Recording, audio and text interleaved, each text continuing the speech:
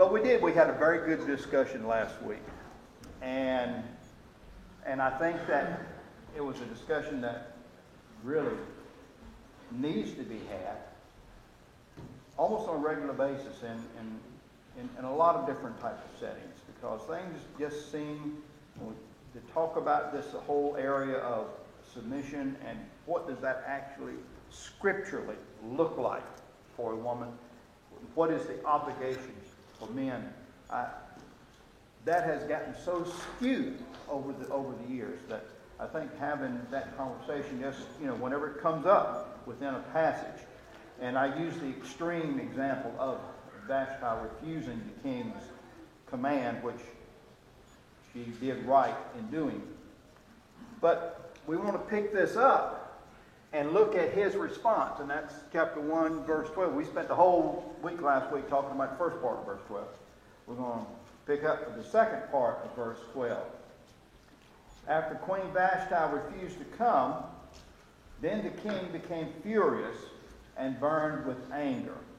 And since it was customary for the king to consult experts in matters of law and justice, he spoke with the wise men who understood the times and were closest to the king: Karshena, Sethar, Admatha, Karshish, Meres, Marsena, and Memucan, the 7 nobles of Persia and Media, who had special access to the king and were the highest in the kingdom.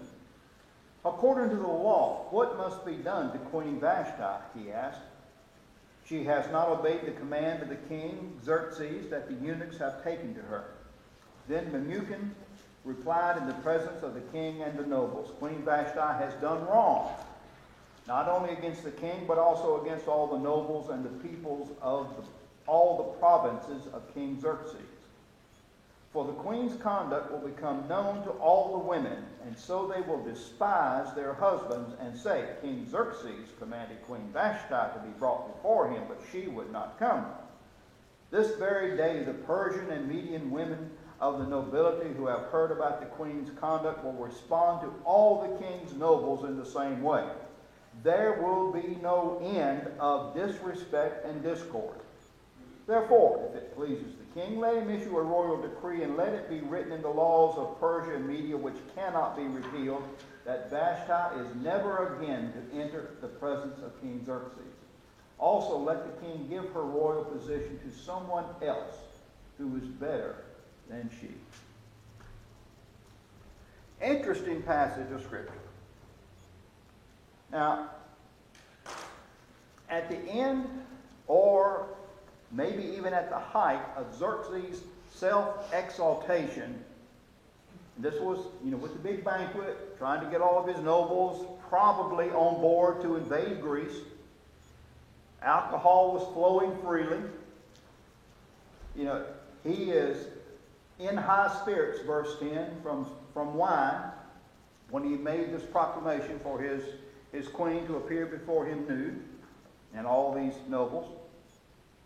In the midst of all that great exaltation, Vashti shatters his ego.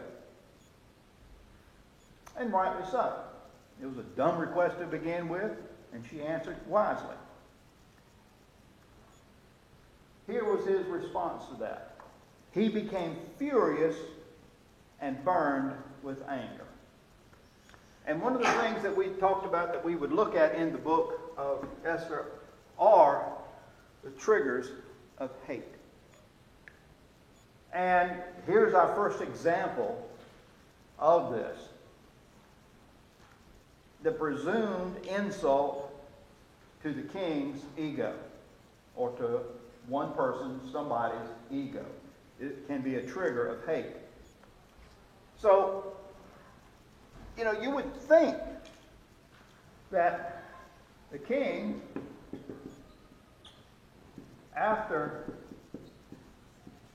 sobering up a little bit, he would have thought and would have recognized what he had done. Instead, he looked at his ego and became angry, which resulted in hatred initially toward his queen, Vashti. Do you ever see this today?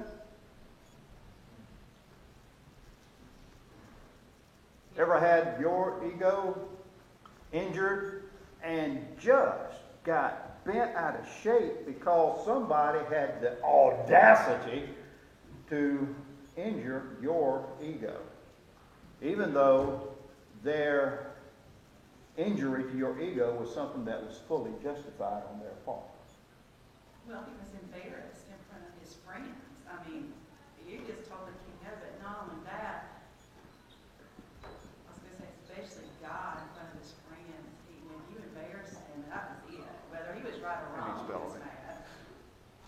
Right? I mean, not right, but that was it. He was with his friends and you embarrassed him. Yeah. Ego is dependent upon having it lifted up. And when someone embarrasses you, your ego gets deflated. And this is most often the response that we have to that. We get upset. And we say, oh, it hurt my feelings. Well, in this case, they should have been hurt. You should have hurt it with a hammer. I mean, you know. What else? Any other comments on this? I had a question. You said that he had sobered up. So this conversation with the princess did not take place at the party. Probably not. Yeah. The next day, Yeah. when he woke up, Yeah. that they had this discussion. This happened last night. What is my report? Yeah. And even if it had happened at the same time, this should have brought a little bit of sense, even if he was pretty well lit. He was in high spirits, the scripture says, so he was maybe not totally washed out drunk, but inebriated, under the influence, under the control of alcohol. But this should have at least wakened a little bit of common sense in his mind. But probably the next day, I would think, when he consulted with his leadership. His wise men. His wise men, yeah. His wise men were so afraid of losing control. They egged him on. And it's interesting because you would think of these 7 men who knew the times, the scripture says. In other words, they had their pulse on the nation, the empire, the 127 provinces, huge empire. These men, read the times. And you would think that they would have said, well, look, king, let's think about this. But instead, they didn't even try to give any type of reasonable counsel to the king. What they actually did was to provide an excuse so that the king wouldn't have any culpability in why Vashti refused his order. They gave him an out. So, these weren't stupid men. Why did they not try to reason with him? The whole thing is it's a lose-lose scenario. It's setting a precedence. If it would have been pushed under the rug, it would have never got pushed under the rug. Everybody, the whole kingdom knew that. Because it happened publicly. Yeah, he set that scenario. It was a lose-lose. If she'd have come out of the law, it was lost. It was a lose-lose. He was setting precedents. They were setting precedents because they had wives at home and probably heard about this too. Mm-hmm. Okay, so. They probably went back home and told them. Yeah, it was a lose-lose. Yeah. But based on that, when you're sitting there with Edgar, but I'm thinking, because if he would have wanted to, he could have had her killed. He was the king. He could have had her killed. He just killed somebody before that, had somebody killed. So I'm thinking what they did. I'm amazed that he just had her banished. I'm just thinking that was their best way out. I'm not thinking their advice was really bad. Am I thinking wrong? Because you were saying they did the wrong thing, but I'm thinking it was probably a pretty rational thing to do, because it was a lose-lose. Yeah, and in their mind, Yeah. in their mind, they probably felt like it was rational. And I think what we would say ideally should have happened was that, no, it was a stupid request to begin with, King, and you shouldn't have done this. And, you need to honor Vashti in some way for this. But once again, it embarrassed him. It hit his ego. And he was going to lose either way. He was going to end up looking bad either way unless he did something. He could have killed her. And it could have been a little bit of restraint on his part that he didn't. Maybe a little bit of guilt in there. We don't know. We're just speculating right now on this. But it's interesting that these 7 men just kind of glossed over what had happened and focused on her, on what she did to him. To me, I think they looked at it from a man's perspective, not going, saying this the wrong way, but they're looking at it, what if it happened to me and I was made fun of? Let me solve the problem so it doesn't happen to me. And they very much did look at it in that way. And they became, basically yes men. Because, if for no other reason, these men were in the midst of power. And the king had unlimited power. They were in the midst of prestige. They were in the midst of wealth. And to say to the king, look, dude, that was really stupid. That really was a bad idea to begin with, King Xerxes. And you really shouldn't have done that. Now, he'd already had made one bad mistake in asking for her to come out. And now he was going to admit that he was wrong. And once again, here goes to this. He had been trying to get probably his nobles to join in with him on the invasion of Greece, which they evidently agreed to, because after this, he did invade Greece. Historically, this was after this time, he attacked Greece and burnt Athens, and then was defeated at the Battle of Salamis at the sea. So, for him to admit now that I've made another mistake, he wasn't going to go there. And it's interesting that these 7 men, to protect what they had going on, they just became yes men. Well, if he'd have knew the Lord, his ego would have never got that way. Yeah, he was a pagan king. I mean, he was acting natural. He was acting as sinners do. When you've got somebody with an ego like that, I found out they're never going to admit any fault. They're never going to say they're sorry. It's words you never hear out of their mouth. Most of the time, what we call this today, at this level, is, let's see, megalomania. Megalomania. Very basic level, I think it's just pride. And I think It is. pride is at the root of, I think all sin, really. I mean, if you think more highly of yourself than you do of anybody else or God, then Yeah. that leads to sin. Yeah, when you boil it all down, that's what it boils back down to, just simple pride. And we just take it and begin to build on it and build on it, ego, and build on it. It becomes, we can't really allow our ideal of ourselves to be injured in our own minds. And this is an extreme example of this. But it's interesting that the only way he saw out of this, which common sense would have said, just admit that you've done wrong. That wouldn't even have been a righteous versus unrighteous. Just common sense would have said, King, look. But his only avenue, which was indeed encouraged in one sense by these men was revenge. I have got to get back at her in this case. I have got to get back at her. And indeed, this whole type of thing was planted first in the garden, as we've noted.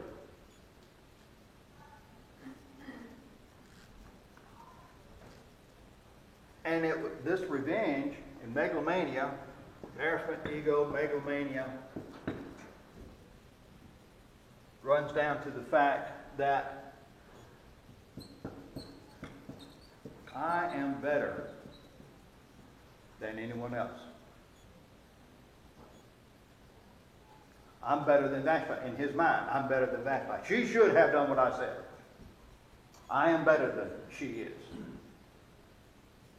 So, look at the connection.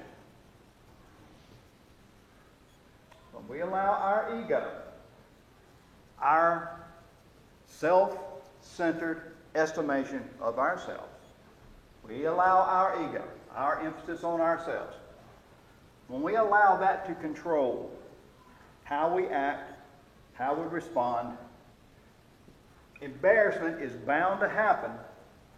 When embarrassment happens, it's going to lead to anger and hate and revenge because I am better than you. And you shouldn't have done that to me. I made a mess out of that board down there, you know. Billy, the thing you do about, the 7 yes men, Mm-hmm. I mean, we see that happening all the time. I mean, I think about Michael Jackson. I'm like, okay, how can you not have people in your lives to say, your life that will say, quit doing stupid stuff, or that's crazy, or that's going to kill you, or because they surround themselves with people that want the power, the prestige, and the wealth. Do what you want to do. You're who you are. Yeah, put it notoriety. That's notoriety. But I've spelled it wrong anyway. Yeah, when and that's something that we have to think about. How often in a much smaller way, this is the king of an empire here. But in our little corner of the world, how often is it that Not we're a lot's changed. Oh, I'm sorry, not a lot's changed. No. I mean, not to get political, but insert a senator or the president in there. I mean, what's really changed? Especially if you're talking about a king, a leader. How many times do you hear a senator or a president, you know they've done something wrong? They don't say they're wrong. well, You're one of not the, running one of down the your own jobs. yeah. Do you go to your boss and say you're doing the wrong thing, or do you just keep quiet to keep your job for an extended period of time? And it becomes a challenge for us. Really? I'm sorry, but everybody can always find the 7 yes people. Like she said, even in your job, if I have 7 of my friends, they're going to agree with me. They're going to say, oh, Debbie, and they should. And I would do the same with them. I mean, I would tell my closest ones when they're wrong, but pretty much you think about that. You support your friends. You're like, no, don't do that. You're right. You should stick with this. Yeah. This as bad as all this isn't too far from home, is it? Which is my whole point of bringing all this out with that. Is that, we all have to face this. And it becomes a temptation for us. When do we run the risk of losing the power, prestige, wealth, and notoriety to take our stand as an individual, whether it's on our jobs, or whether it's in our homes, whether it's wherever it might be? And when do we just say, okay, let's stay here? None of us like using that phrase of being a yes man. We never like to consider that, but we run into it a lot in our lives on a day-by-day basis, in some small form, not on the magnitude of this necessarily, but in some small form. We run into that. And depending on which side of the road we're on, whether we're the person with the ego or whether we're one of the people over here that's expected to be the yes person.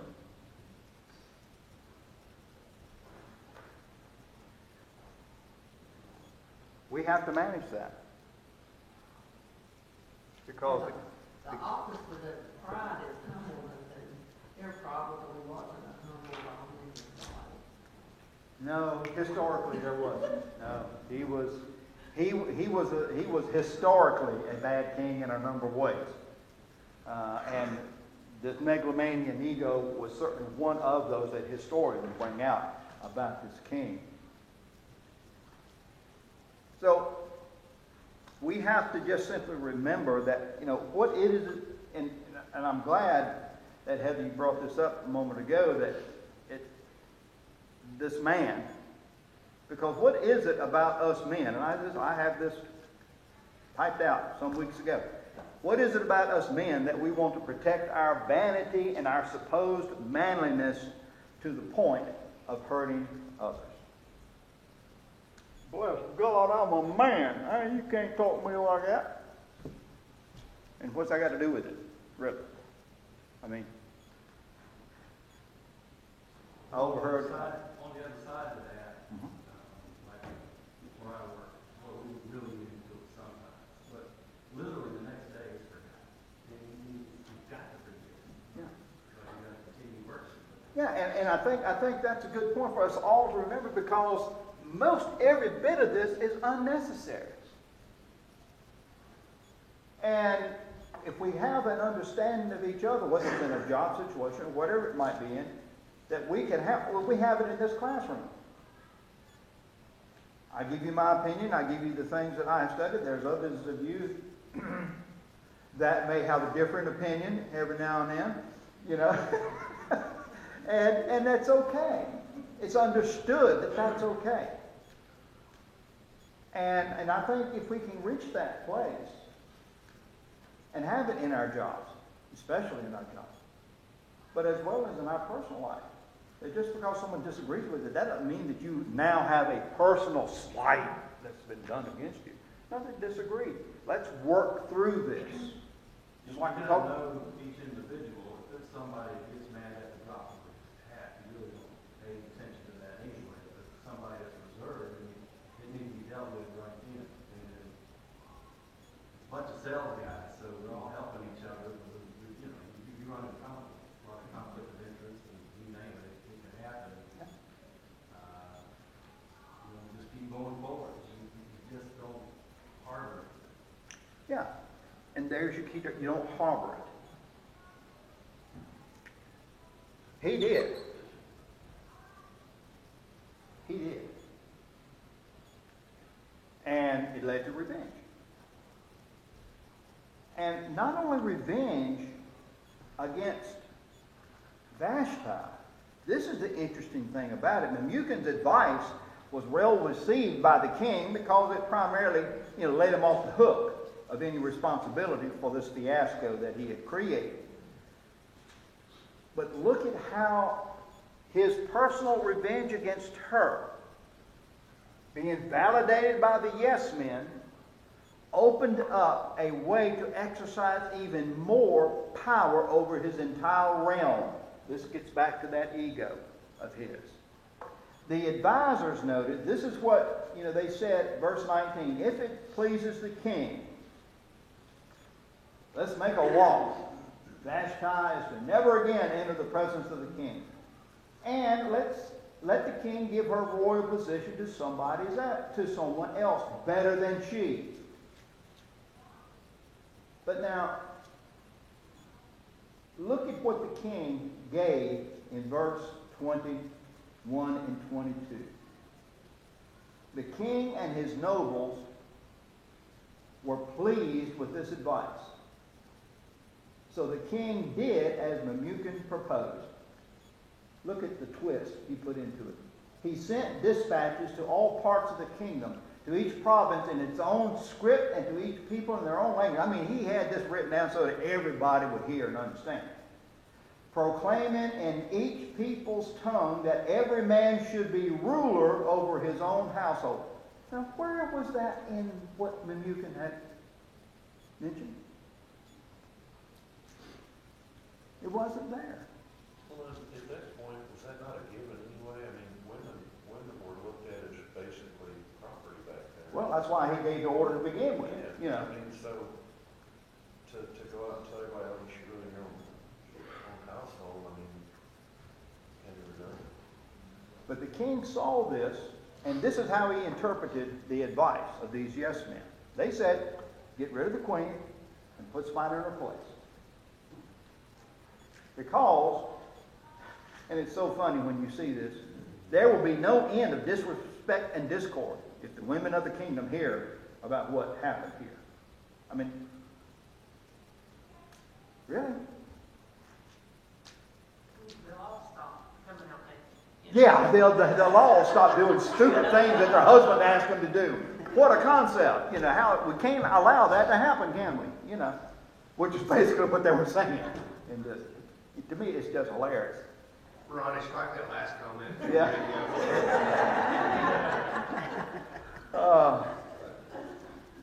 Xerxes saw an opportunity to effect his entire kingdom from this one incident. And going back to the triggers of hate, one of the triggers of hate is the wounding our supposed sense of having our ego wounded. That's a trigger of hate. That can generate hate in people. And one of the components of that kind of hate is that it seeks to affect and or punish all at the first opportunity in order to just show one's power. We'll see this thinking again come up in chapter 3 with Haman. We'll see it again. But it was very present in Xerxes that he wanted to exert even more control over his entire kingdom. Let's just not deal with Vashti. Let's make sure that every woman understands that a man is the ruler of his own house, and whatever he commands is to be followed. That's what he wanted. That'll come out of hate as a desire to hurt the whole. Not just the individual who may have wounded your wonderful ego, but everybody who may represent that type of person. This is what we saw with the Holocaust. This is what we saw in World War II.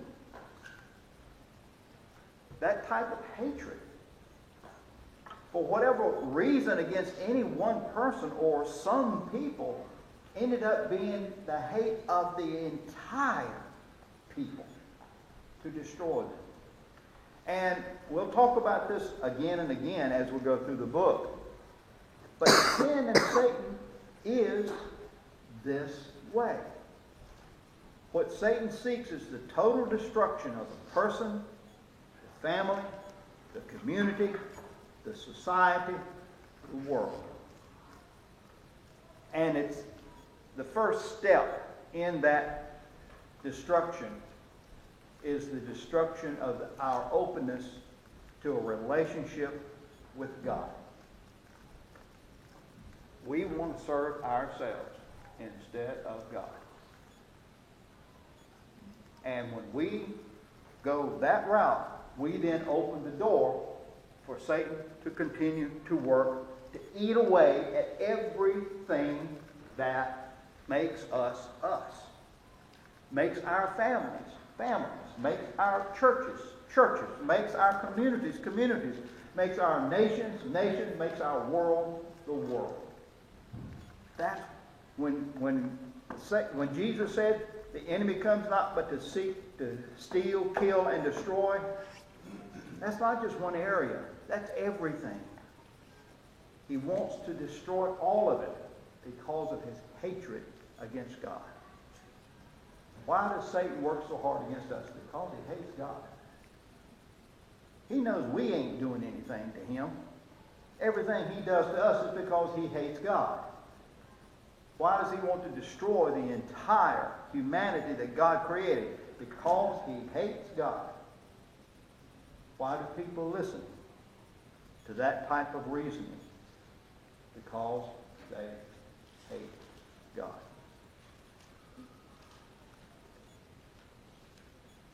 And if he can break a person's openness to a relationship with God,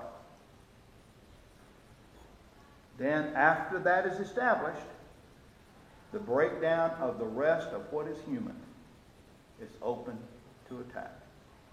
And we're seeing it all around our world. Good discussion. But you know, I see God in this Oh, yeah. because he used Xerxes' ego. He knew about it. Mhm. And he sort of used his ego to set up his plans down the road.